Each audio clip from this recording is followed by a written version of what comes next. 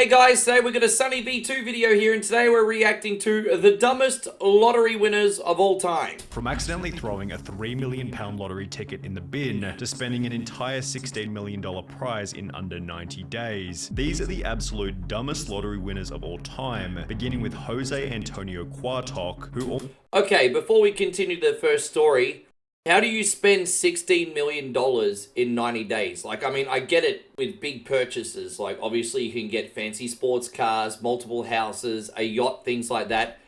But living like an everyday, ordinary person who has their needs met, and maybe even with a little bit of extra, like a trip here and there or something like that. Keeping that in mind, I do not know how you spend $16 million in 90 days. I am looking forward to finding out. Almost lost his entire lottery fortune after getting someone else to claim the money for him. Oh. You see, when Jose won the $750,000 jackpot back in 2010, he was living in the US illegally, so Jose asked his boss to claim the prize on his behalf, as he... I don't care how much you trust or love someone, unless you were married, and even then I think it's pushing it, to not give your own personal financial agency to someone else. That is a bad move. He feared he couldn't claim the money without potentially facing legal trouble and deportation. That's fair enough. This worked out perfectly until Jose's boss began to falsely state that he was the one who had actually purchased the ticket. Taking legal action against his boss was risky, given Jose wasn't supposed to be in the country at all. However, given he had security camera footage of him purchasing the ticket, Jose did so and was able to prove that he was the rightful owner to the $750,000 prize. Well, it looks like it worked out in the end, but his boss is double despicable. One, he was hiring someone knowing that they were illegal, which means he could get away with paying obviously a much lower rate. And two, guy actually had some luck, won a big prize. Boss didn't care about this guy having his situation improved, wanted to steal his money off him. Man, there's a special place in hell for people like that. Only $250,000 this went to taxes, another $250,000 was spent on court fees, and throughout the legal process, Jose was jailed for drunk driving and was deported back to Guatemala as soon as he won the court case. However, at least Jose Antonio Quartok got to keep some of his winnings, as Denise Rossi wasn't so fortunate. When Denise won a jackpot of $1.3 million back in 1996, she'd been married to Thomas Rossi for over 25 years, yet their relationship was apparently lacking in transparency, as Denise didn't tell her husband about the win and instead filed for divorce only 11 days after buying the lucky ticket. I think I know where this is going. I think I've heard about this story in passing. I actually make this joke with my girlfriend all the time. I always joke with her that, hey, you know what, one day we'll win the lotto, but if the lotto's in your name, you're probably going to run back to Thailand and never talk to me again. We make that slightly offensive joke because she's from overseas. And I joke that if she wins the lotto, she'll run away and she'll be like, boyfriend? What boyfriend? Husband? What husband? And so this looks like exactly what's happened here. I'm curious to see how it turned out. I was afraid to tell Thomas because I knew he would try to take the money away from me. I went to the Lottery Commission office and told them I was married but contemplating divorce. They told me to file before I got my first how check, convenient. which I did. Denise was initially successful in hiding the money from her now ex-husband, as for a whole 2 years after their divorce, Thomas had no idea that Denise had ever won the lottery. However, in May 1999, a letter was sent to Thomas's home address asking if Denise was interested in a lump sum buyout of her lottery winnings. This was the first Thomas knew about the lottery prize. He confirmed that Denise was a winner with the California lottery, and given they were still married at the time of the win, Thomas launched a lawsuit stating that he was entitled to half of the prize money. I mean, that would be fair enough, I think. They were married. She tried to put the sly on him, run away with all her winnings, go off to have a better life. I think that's quite evil, actually. I mean, even if you don't love your husband anymore and you want to move on, you've built a life together. I think the right thing would be to do, whether the guy or the girl, is to give you a significant other half and then go about your day, you know what I mean? Let's see if she gets what's coming to her. The judge specifically found that Denise's failure to disclose the lottery winnings constituted fraud, oppression, and malice, and as a result, the trial court awarded Thomas 100% of the lottery winnings. Oh! Seriously? So because she was trying to be so devious, basically he got half the winnings and the judge thought for damages he should get the whole damn thing. Oh my gosh. Let that be a lesson to you evil peeps out there. Do the right thing or karma gonna come and bite you on the ass. That's crazy! Which left Denise with less than nothing, considering she also had to pay for Because she has to pay the legal costs, so she's gonna be paying those off. Denise's loss of 1.3 million was still nothing in comparison to Evelyn Adams. Dubbed the luckiest woman in America, Evelyn Adams became the first person in human history to win the lottery twice, initially for 3.9 million in October 1985, before winning another 1.4 million only 4 months later, with the probability of this win being approximately 1 in 17.3 trillion. Yeah, wow, imagine that. Like, not winning the lotto only once in your life, but twice in your life. Incredible. What could go wrong? Evelyn seemed to realize that she had no lottery luck left by stating that she was going to quit playing, and instead began to buy various businesses, including the convenience store where the lucky tickets had been purchased. Well, you see, I mean, if you have that much money and you want to buy businesses, invest in the stock market, crypto, or whatever, that's a good idea. Definitely get financial advice. They can evaluate your risk tolerance, find out what your financial goals are. They can put your money to work for you, of course. I mean, when people have no financial literacy, I mean, it's just going to go all to hell in a handbasket, hey. While you could argue that this was a smart move, Evelyn still hadn't fixed her gambling problem. Right. And instead of buying more lottery tickets, she instead took the rest of her winnings to the Atlantic City casinos, where she lost her entire remaining fortune to the slot machines. Without any money left, her businesses failed one after the other. And by 2012, Evelyn was living in a trailer park, while stating to the media, winning the lottery isn't always what it's cracked up to be. This is actually the dumbest story I've seen so far. The illegal immigrant, at least he kind of felt like he was pushed against the wall and he tried to get someone else to claim his winnings for him. I can kind of understand that. The other person trying to outrun her husband, evil as it is, I can kind of understand that. But this lady, I think altogether won over $20 million or close to that. You could have put that money into some kind of dividend stock like Coca-Cola or something and basically lived off the dividend for the rest of your life and have that money and make it work for you. Fucking hell, crazy. Kelly Rogers likely had a similar outlook, as after winning over £1.8 million at the age of only 16, Wow. her life was also ruined. Yeah, $3.5 Initially, Kelly Australian stated, dollars, I will $3.5 not go million. wild and spend loads. I'm going to take some advice and see an accountant. Hopefully I will make us all comfortable. Okay, there you go. She's got the right idea. First thing you do, speak to an accountant, get a lawyer. She seems to be on the right track here. Want to help my family, but I won't change. I just want a normal home, nothing posh. I just Okay. want a normal car as well. However, Okay. as soon as she received the money, Kelly Don't see a instead spent problem. £11,500 on 2 boob jobs, £300,000 on clothes, makeup and tattoos, as well as £85,000 on top of the range sports cars. I can understand the boob job. Don't find that offensive, and quite frankly, if you have a little bit less self-respect, you'll get yourself a sugar daddy and probably some more money. Let's not pretend that that doesn't happen. The £300,000 on clothes, that's pretty excessive. And the tattoos and the top of the range sports cars. I mean, she said she was going to do one thing and then she's ended up doing another, right? Kelly spent a further £250,000 Temptation. on holidays to locations including Mexico and Euro Disney, £118,000 on gifts to former boyfriends, £190,000 in unreturned loans to friends and family members, and £50,500 on solicitors' fees. I want to know what she was doing when she was traveling. I've been traveling to Southeast Asia for a long time. But when you're in somewhere like Southeast Asia, hotels are cheap, food is cheap, unless you're going out partying all night. I mean, even if you do that, it's not that expensive. Like, I've gone out for a couple big nights in Thailand to a couple of their big nightclubs and gotten table service with friends and stuff. And the most you're going to spend is about $500. If you have a really big group, maybe double that. And most of the time, it's not one person paying for that. It's everybody chipping in.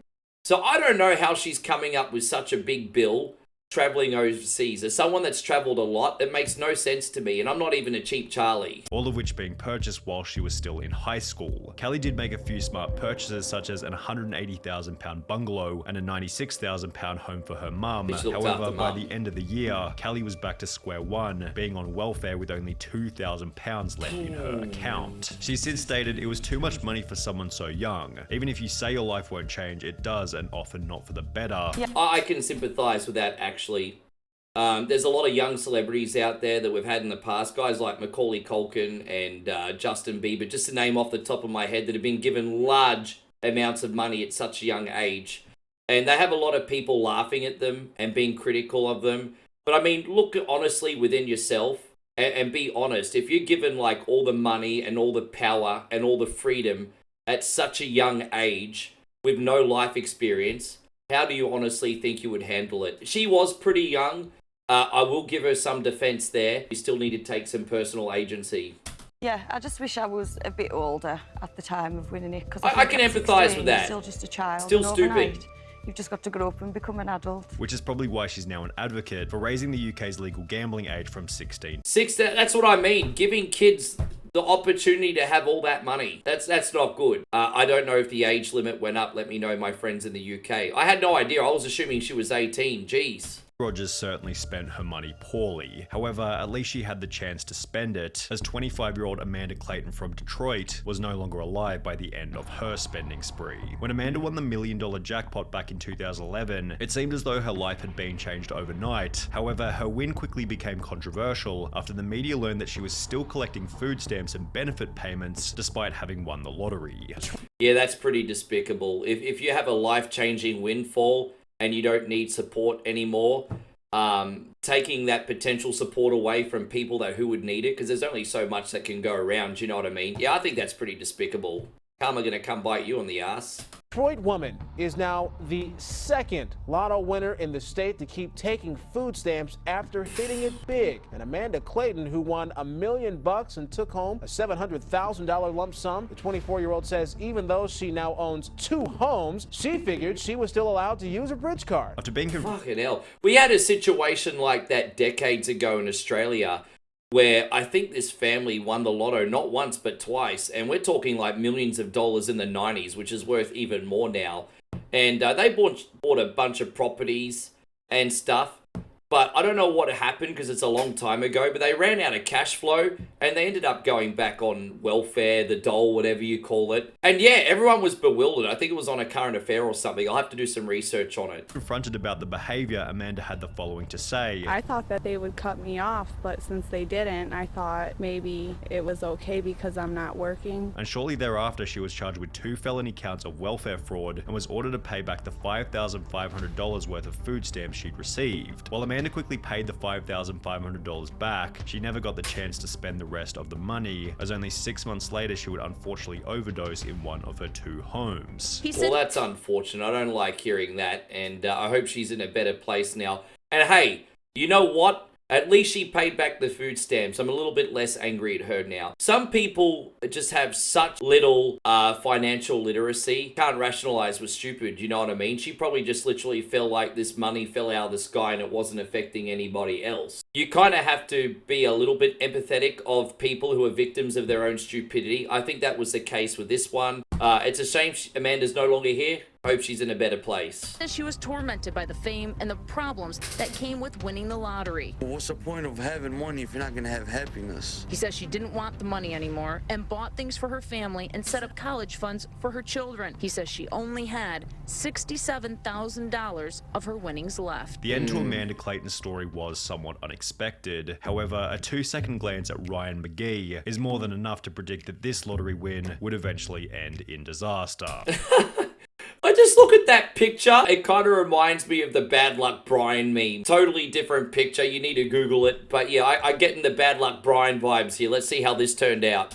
After winning £6.4 million back in 2008 at the age of 27, Ryan was placed on the Sunday Times Top 100 rich list for young people. He purchased a luxury mansion in his home country of Ireland, which featured 5 bedrooms, an indoor swimming pool, a full champagne bar, and a 2-car garage where he kept his brand new Ferrari 458 Italia. There we go. However, as you might expect, this is where things began to go terribly. Only 3 years after buying the Ferrari, Ryan slipped off the road, crashing the car into a field, mainly because he was driving in the snow. You know what? I would be so scared of having a really, really expensive car for that reason. Just in case if I rode it off, boom, there you go. Hundreds of thousands of dollars just gone like that. I like nice cars. If I had a big financial windfall, I would certainly get a nicer car. But we're talking probably up to $100,000, not hundreds of thousands of dollars. You know what I mean? Something comfortable with all the bells and whistles, but not excessive. There you go. That's what happens when stupid gets money, right? Locals were amazed Ryan was driving the Ferrari in that weather, especially when he had a more suitable Range Rover he could use. The Ferrari was not understood to be running on winter tires, which, while costing lasting around 4,400 pounds, hugely boost grip and handling in icy conditions. That's just stupid. Ryan's You had the property money, development bro. business That's then laziness. resolved, which was accompanied by a Laziness. divorce from his wife and the sale of his luxury home. Then, 2 years later, Ryan McGee was pulled over driving an uninsured Ford Focus without a license. However, the most interesting part is that he had to claim legal aid, which is a service for those who are unable to afford a lawyer. Now, I'm guessing that the divorce cleaned him out. I don't know what happened in court, but obviously he had to sell the home, obviously, to pay off his wife, who wanted to take half. But then you've got all the legal fees and all that. He's very stupid with his money, but I mean, I think the divorce genuinely cleaned him out. Can't help but feel for the guy. Now, Ryan McGee was a complete idiot with his money. Well, he However, was. he still looks like Albert Einstein when compared to Martin Tott. When Martin and his wife Kay won £3 million back in 2001, they didn't go in to claim the prize because, well, they had no idea that they were winners. What's going on with dumb lottery winners from the UK, by the way, guys? I'm not picking on you on purpose. This is just the video we have. They'd purchased a ticket in passing, completely forgotten about it, and would only come to realize that they were the winners after hearing about the unclaimed prize over 6 months later. Right. The main problem was that at some point, the ticket had been misplaced or thrown out completely. Despite frantically searching, the pair couldn't find their ticket, but were sure they had won because the jackpot numbers matched the ones they used every week. Yeah, but to be fair, I think everyone's probably done that, or not everyone, that's a little bit overgeneralized, but a lot of people have accidentally thrown out a lottery ticket. Pretty stupid, I'll admit, okay? But most people don't expect they're going to win the lottery with a 1 in 70 trillion chance, you know what I mean? So I don't think this is as uncommon as what Sonny is probably making it out to be. But, yeah, I mean, still pretty stupid. You might have the Charlie Bucket golden ticket. You got to hold on to that sunbish until you check it. Just always have that in mind. Computer records in their local Londis proved Kay really had purchased the ticket, and the thrilled pair rushed to tell lottery organizer Camelot to claim their prize. But they fell victim to a little-known rule, stating lost tickets must be reported within 30 days. After 45 days of deliberation, Camelot told the devastated couple that they would not be collecting the jackpot, and as Well, of course, I mean, if it comes down to giving out a multi-million-dollar jackpot, I mean, these scummy companies are going to try and get out of it in any shape, way, or form that they can, you know what I mean? The less they have to spend, the more they're going to profit. They're not going to go out of their way to help you. The lottery is not a customer service. The lottery is a way to get money off people with gambling problems. Like, look, some of us can enter the lottery responsibly. Other people have gambling problems. Some people are probably getting a lottery ticket with their rent money, feeding their kids cereal. They don't care. It's basically a company profiting off the misfortune of others. Why are they going to give exceptional customer service? It's of no benefit to them whatsoever. As a result, the couple's marriage eventually came to an end. We'd only known each other for 2 years, and the lottery ordeal quickly highlighted our differences. Oh, I bet it did. All we did was bicker. Sadly, both of us agreed we should split, and Kay moved out. Yeah, you're both Martin better seems off to have without convinced each other. himself that losing the ticket ended up being a good thing, having stated, "For a long time I lost sight of who I was and what I believed in. But I can honestly say I'm glad I didn't get the 3 million now. There is no guarantee it would have brought me happiness, and if there's anyone else who would have agreed with this statement, it definitely would have been the most miserable lottery winner of all time, William Post. When William won a $16.2 million jackpot back in 1988, he had just $2.46 in his bank account and was able to purchase the lucky ticket by selling a ring for $40 to a local pawn shop. This Wow. Imagine selling the last of your belongings just so you could get a lucky ticket. Man, that's a bold move. That's kind of silly, but I kind of admire that at the same time. And it's a shame that this guy got so late in life until he finally got some money. But hey, at least he might be able to enjoy some twilight years. At least I hope. Let's find out what happened. This, in conjunction with the time he'd spent in jail for cashing invalid checks, highlighted William Post's awful money management skills and acted as foreshadowing right. for how poorly his lottery win was eventually going to be spent. Only 84 days after receiving the $16.2 million, William Post had spent the entire fortune on a boat, a lease for a restaurant in Florida, a used car lot, as well as a private jet. However, even after all of the money had been spent, Post took on a further $500,000 loan to purchase. Oh, gosh. I mean, I'm not finding anything offensive about the businesses he purchased. I'm like, nothing seems out of the ordinary there. But the moment I saw the private jet, I was just like, face palm, I'm out. Okay, I see where this is going. People have no idea how much it costs to maintain a jet. You'll probably be able to see Grant Cardone or something on a Facebook reel tell you how much it costs to maintain. People think they spend this money on a jet, and then you have the jet and that's it. But you have to maintain the thing, constantly fuel it up.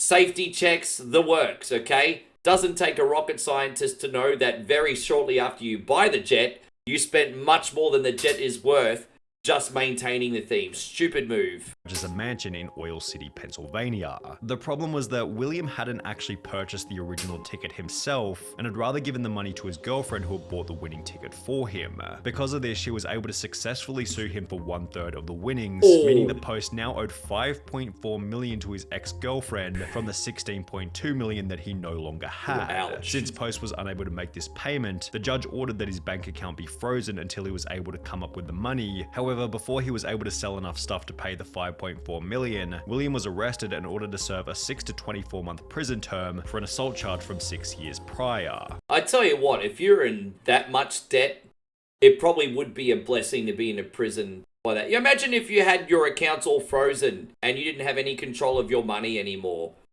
I mean, that's the only place you'd be guaranteed to have a roof over your head and 3 square meals and not be homeless. Toward the end of his life, Post was on his 7th marriage with over $1 million in debt and was getting by on food stamps at a job paying $450 per month. However, William Post still doesn't have the craziest lottery win story of all time. That title goes to Andrew Jackson Whitaker, who's I love the good old JR hat from WWE. I like this guy already. I hope he's not like a creep or something. his life would change forever after winning $315 million back. Oh, in 2002. that's some big Unlike D almost energy right everyone there. else in this video, Whitaker was actually quite successful prior to winning the lottery, having built up a net worth of over $17 million with the assistance of his construction company. And while this would imply that he was in a position to manage a large lottery win, this isn't what would happen. Whitaker instantly donated 10% of the winnings to churches, Christian groups, and spent a further $14 million establishing the Jack Whitaker Foundation, which provided free food and clothing for low-income families in West Virginia. I think that's a wonderful thing. I think if you've got more money than you even need, it's good to give back to your community and help. I don't have a problem with that. However, you do need to have some of that money working for you in other assets, so you've got that cash flow coming in so you can continue to do that. It's not just going to multiply out of thin air. You've got to put it to work. And obviously, it doesn't sound like he has. Obviously, you're doing God's work with all this money. Yes, I am. I'm helping a lot of people, and I plan to help a lot more. Good He for then him. drove back to the convenience store where he had purchased the ticket before giving the clerk a $44,000 check, a $123,000 house, and a brand new Jeep Cherokee, which was followed by Whitaker buying himself a Lamborghini, in which he'd drive around his neighborhood throwing money out of the window. Outside of the Lamborghini, I'm not offended by anything so far. Apart from the fact that he hasn't put it into any assets. But I mean, keep in mind, he won $317 million. So giving 10% of it to charity, not a big deal. Very, very good deed. $44,000 or whatever it was to the convenience store person for selling him the ticket and a few other obs and bobs. Doesn't really seem like that big a deal. So I have a funny feeling that the disaster on top of this is coming up. I guess we'll see. After flaunting this wealth, his Lamborghini was broken into, where thieves stole $545,000 in cash. Best However, addressed this for my apparently wasn't friends. much of a wake-up call, as his car was then broken into for the second time, resulting in the loss of a further $200,000 cash. Jack Whitaker's granddaughter passed away, his daughter That's a then shame. passed away, which That's was a followed by a shame. divorce with his wife. And now you've lost your granddaughter. You're about to be divorced from your wife. Where does this ever end? Leading him to state that he had lost everything. I pretty much lost everything I held dear in my life. You got I don't know where it's all gone. I mean, that's what's not been covered in this video. And the poor guy, you can tell he's really distraught. I mean, again, some people are victims of their own stupidity, so I can't help but feel for him a little bit. But out of everything that Sonny's spoken about in the expenses in this video so far, at least that I caught, probably spent maybe $20 or $30 million if you include the charity. Where's the other near $300 million gone? I mean, obviously, I guess half of it goes to IRS, but I know, I'm interested. I want to know where it's gone. That's what we don't know. Money has never meant anything to me. You have to have money to exist in this world, but money doesn't rule the world. Money is not what makes people happy. And that he wished he had never purchased the lottery ticket in the first place. My wife had said she'd wished that she'd torn the ticket up. Well, I wish that we had torn the ticket up too. Yeah, wow, I think we're going to do a part 2 of this one day, guys, because there's a few other infamous lottery winners that I'd love to cover as well. But thank you for watching today. Let us know your thoughts in the comments below, and we'll see you in the next video, guys. Take care.